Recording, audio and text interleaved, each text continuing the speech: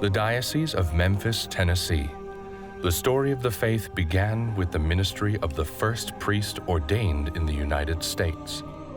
It grew and developed over the years, overcoming the ravages of anti-Catholicism and the outbreak of disease, and is still being written today under the leadership of its current apostle, Bishop David P. Talley. My favorite word is metanoia, conversion. Conversion is not about rules and regulations. It's about a transformation of the human heart. As we become branches on a living vine, we find our way. This is the story of the bishops of America, the shepherds of the past and the shepherds of today, who through their callings and ministry carry the church into the future. It's also the story of their parish, their church, the cathedral.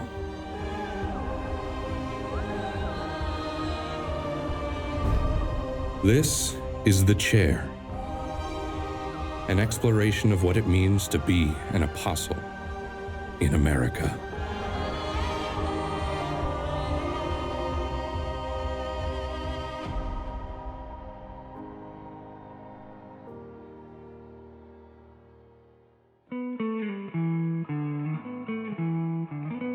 Sitting on a bluff atop the Mississippi River in the southwest corner of the state of Tennessee is the city of Memphis. See City of the Diocese of Memphis. The diocese covers an area of nearly 11,000 square miles, serving a Catholic population with a rich history of faith. It's a river city.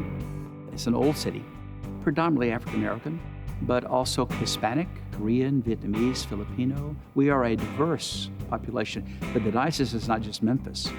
We have 48 parishes and missions, and most of them are not here. They're throughout West Tennessee. Geographically, we run between the Mississippi River on the west and Tennessee River on the east. The history of the diocese is called Between the Rivers. And we run as far south as Memphis, Tennessee, down to the Shelby Drive. And we go north up to the Kentucky border. And I think since my childhood, we were always designated mission territory. Native American people had dwelled in this area of the Mississippi River for thousands of years. And when the French and Spanish explorers come, they pass through. They might have said Mass at one point when they were in the area, but they never founded any missions at all. It's not till about 100 years later when Catholics begin to move into the area of Tennessee. And even though the diocese is one of the younger dioceses in the United States, the history of Catholicism in the Memphis region goes all the way back to the early 1800s, when the region was served by missionary priests coming up from Kentucky, which was the sort of the Catholic heartland in the post-revolutionary period to the west of the Appalachians. Father Stephen Baden, the first Catholic priest ordained in the United States, was one of these pioneering figures. He traveled throughout the Kentucky region up into Tennessee in order to minister to a very scattered Catholic community. In Memphis, he reported that there were, quote, very few Catholics, but that didn't stop him from recognizing the importance of the young Catholic community that was there. In 1837, the Diocese of Nashville is created. Now, this comprises the entire state of Tennessee. Father Richard Miles, a Dominican priest, is named as the first bishop. Now, Bishop Miles is a devoted shepherd who visits his scattered flock of roughly 100 families. He travels on foot, on horseback, to meet their sacramental needs. The first bishop of Tennessee was a native of Kentucky and a member of the Dominican order. And his work helped establish a strong Dominican presence in the city of Memphis, going back to the first parish, St. Peter's, which was the mother church for Catholics in Memphis. And that's our oldest parish today. It's the mother church under diocesan priests, but then the Dominicans took charge of it. And from there, Dominican sisters came on riverboat, I think, down from both Kentucky and from Ohio. and opened the first school, St. Peter's. And then also they had a girls' school called St. Agnes, which is existing today. It's our oldest Catholic school in the diocese. After the Dominicans, the Christian Brothers came to open Christian Brothers College, high school, grade school, in 1871. In the mid-1800s, the demographics of Tennessee shifts dramatically. The famine moves people from Ireland, the ethnic Irish, to come to the United States to escape the tragedy that's happening and looking for work and shelter, and they bring with them their Catholic traditions and their desires to continue their spirituality. In addition to the Irish, we have the German immigrants who are coming after the revolutions in the 1800s. So because of their movement into this area on the Mississippi River, we see the Catholic population begin to grow exponentially in the area of Memphis. As the Catholic population in Memphis grew, it also faced a number of significant challenges and heartbreak.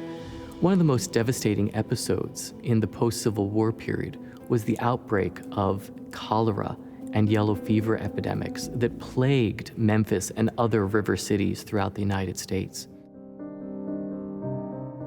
In 1873, when Memphis faced a severe yellow fever epidemic, more than half the city's population fled. But Catholics often stayed behind. Many were too poor to go elsewhere. Others remained behind out of a sense of commitment to serving those in need. In one parish, more than 800 members of the Catholic community died as a result of yellow fever, including many priests and women religious. The Catholic Church's response to those yellow fever epidemics is still remembered very fondly in local history, and it serves as a reminder of how the Catholic Church has responded in times of crisis through this commitment to healthcare and social solidarity. The Catholic Church faced a new obstacle in the 1920s with the resurgence of the Ku Klux Klan, which included a great deal of anti-immigrant and anti-Catholic animus. In Memphis, one of the leading voices against the Klan was the editor of the Commercial Appeal, Charles Mooney, who himself was a Catholic. Mooney worked to defang the Klan through his writings in the newspaper and through his connections to local political leaders. Mooney used the power of the press to draw attention to the Klan's hatred and bigotry, and he served as a voice of reason, defending not just Catholic interests, but all of those who faced the wrath of the Klan.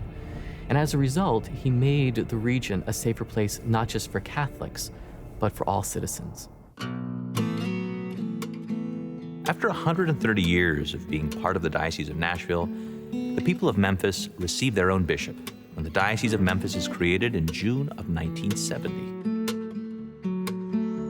The establishment of the Diocese of Memphis came at a transformational moment for Catholics in the region. It was a time of the flourishing of the Second Vatican Council that gave a rebirth to Catholic life in the United States, but it also came at a time of increasing Catholic migration to the American South and the Sun Belt. So the Diocese of Memphis was able to capitalize on those two opportunities to bring about the Vatican II Church at a time when the Catholic population was starting a rather dramatic increase in the region.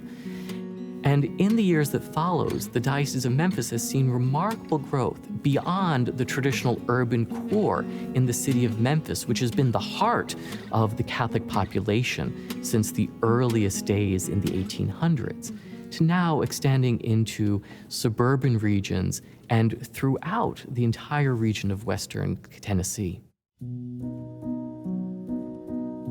The heart and soul of the Diocese of Memphis and the center of its liturgical activity is the Cathedral of the Immaculate Conception. Built in 1921 as a parish church, it becomes the cathedral when Memphis is made a new diocese. The approach to the Cathedral of Immaculate Conception in Memphis is really impressive, and it immediately tells you what it's about.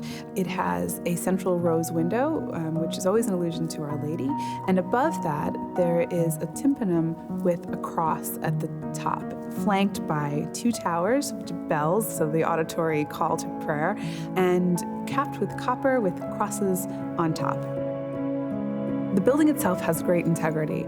It has a Spanish colonial style on the exterior, but on the interior, it's almost Byzantine. It has these large arches, and it's sort of Romanesque and has a sort of cave-like experience. So whereas Gothic architecture has this forest experience, this really is sort of like a cave, which really actually brings to mind the Nativity. It also has this sort of womb-like feeling in its architecture as well as in the colors. It's an appropriate Marian tribute. This is the Immaculate Conception. In the apse, there is a mural of Our Lady to reference the patroness, the Immaculate Conception. And because it has this sort of Eastern-looking style, it really calls to mind looking towards Jerusalem. Altars typically are facing east because they look towards Jerusalem. And then also the walls of the New Jerusalem, heaven. So, the meditation always in a church is this isn't really a building that's on earth. This is a foretaste of heaven. If you look up at the crossing, there is sort of a little cap, almost a sort of a semi-dome with angels on the ribs. So when you look up, we're really starting to participate in that heavenly reality. The Cathedral in Immaculate Conception, or chair, represents Bishop Talley's authority as the Apostle of Memphis. Why is the cathedral important? It's because this is where the bishop proclaims. A bishop is a priest like every priest, but he's been asked to be part of this episcopacy. When I first was named a bishop, and people would ask this question about bishops, what I see a bishop is as a good priest who, with God's help and God's grace, carries the full tradition of the church in his heart. Knows the tradition, carries the tradition. So a cathedral is a place where the bishop proclaims good news, carrying the fullness of that tradition, teaching, sanctifying, and governing as a successor of the apostles. Bishop David Talley is the 6th bishop of the Diocese of Memphis. He was born in Columbus, Georgia, and raised in the Southern Baptist faith before converting to Roman Catholicism in 1974. My home is in Columbus, Georgia. I was there until about 5 years of age. I was the oldest of 5. My parents were divorced, and so my dad had a second family, and I have a wonderful half-brother. Baseball was my sport, plays football too, but the Boy Scouts were a big part of that. Both my parents worked, and so I spent lots of my time on the baseball field or in scouting. I went from being just kind of a homeboy in Columbus, Georgia, to Auburn, and I was not emotionally, spiritually certainly, or intellectually ready for school. And so I went ahead and joined the Army, hoping to be a medic. I got hurt during basic and got out early on. But in the Army, I saw lots of things. I began to think of big questions. Why am I here? What's the purpose of my young life? Why are people treating each other the way they're treating each other? Sometime after I came back from the Army, changed my major to philosophy, began to read those philosophers. I had a small group of, I called them egghead friends. They were kind of nerdy. One was a mathematician, one was a physicist, one was studying psychology, and I was studying philosophy. We all get together at a coffee shop, and we would just chat about big ideas. And the one studying mathematics, Bill Overcamp was his name. He pulled me aside and he said, David, I've listened to you now for a while, and I think I've heard your voice in this book. And he gave me a book by Thomas Merton, The 7-Story Mountain. And I inhaled the book. And then I read much of his bibliography, though I didn't know what I was reading. But I was hungry and thirsty. That's how this move toward the Roman Catholic Church began. It was an immediate and profound intellectual conversion. But I say intellectual conversion. It had not reached my heart or my sinfulness. And I, way too early, approached my diocese, at that time Savannah, and they, for whatever reason, accepted me. And I lasted 3 semesters. I wasn't ready for that. I came home, I worked a few years.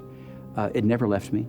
Then the second attempt as a novice in the Society of Jesus at Grand Coteau in Louisiana. But after a year I left in desolation, and I thought it was over. And I began to look for a career. Less than a month after I left the mission, my father was diagnosed with metastatic cancer. And so I was there to help him to die. I went to night school and then to finish, get a master's degree in clinical social work at Georgia, a little thesis I had to write. And I was comparing and contrasting how you deal with suffering from a pastoral point of view and a therapeutic point of view. Part of this paper was to interview pastors in Athens, Georgia. The last person that I interviewed was the Catholic priest. I sat down and we began to talk. And within about 5 minutes, he said, "You're the kind of person that God calls to be a priest." Out of the blue, he said this. And he said, "Are you Roman Catholic?" And I said, "Yes, I am." And he said, "Have you thought about this before?" I said, "Yes, I have." And he picked up the phone and he called the Archbishop of Atlanta. And he said, "I have a man for you." Just like that. And when that happened, it was what people call a lightning bolt that I've never looked back. It was an immediate sense that this is exactly who I am. After seminary studies at St. Meinrad Seminary and School of Theology in Indiana, Bishop Talley was ordained to the priesthood on June 3, 1989, at the Cathedral of Christ the King in Atlanta. And I had a wonderful first years as a priest. I did a doctorate in Rome. I came back and I worked in the tribunal for a time. I was vocation director. Then I had the great gift of being a pastor. And that's the joy of being a priest, is to be a shepherd of a parish. It's carrying the 500 or the 1,000 or the 3,000 families in your heart and beginning to know them as brother and sister. After further appointments as auxiliary bishop of the Archdiocese of Atlanta and the 12th bishop of Alexandria, it was announced on March 5, 2019, that His Holiness Pope Francis had named Bishop Talley as the 6th bishop of Memphis. I had lived in Atlanta almost all of my adult life. When I moved, I left every friend I had. I knew not one person, and I was called to be their bishop. The same thing here. You can read in the Kennedy Directory the stats, but the real church, human beings, you know no one. So it's beginning over and trusting God completely. My Episcopal motto is, "Dabo vobis cor novum," Ezekiel 36:26. I will give you a new heart. God was speaking through Ezekiel, and I believe God has given us that heart through the heart of Christ. He is the way and the truth and the life for us. But I live my human life as an imperfect creature. I'm on pilgrimage. I'm seeking the kingdom, longing for the kingdom. I taste the kingdom. The kingdom is not here in its fullness. Look at this broken place in me and in you. And because we are fallen, because there's brokenness in the human heart, and because Jesus calls us to more than we are, there is that tension. But it's all about conversion. My favorite word is metanoia, conversion. Conversion is not about rules and regulations. It's about a transformation of the human heart from all that is self-destructive toward everything that brings life, that gives life. And as we do that, as we become branches on a living vine, we find our way.